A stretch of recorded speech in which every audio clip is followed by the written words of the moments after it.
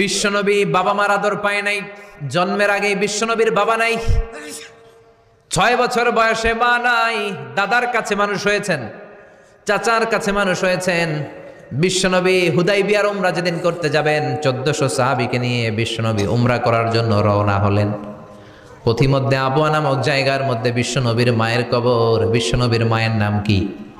তোরা দেখে যা আমিনা মায়ের কোলে, মধু পূর্ণিমারি সেথা চাঁদ দোলে, যেন উষার কোলে রাঙা রবি দোলে। তোরা দেখে যা কালিমা শাহাদাতের বাণী ঠোঁটে কে লই, পরে দুরুদ ফেরেশতা বেহেশতের দুয়ার খোলে। তোরা দেখে যা আমিনা মায়ের কোলে। ঠিকই না? মায়ের কবর বলল সামনে, জায়গার নাম আবওয়া, ছোট্ট একটা টিলা।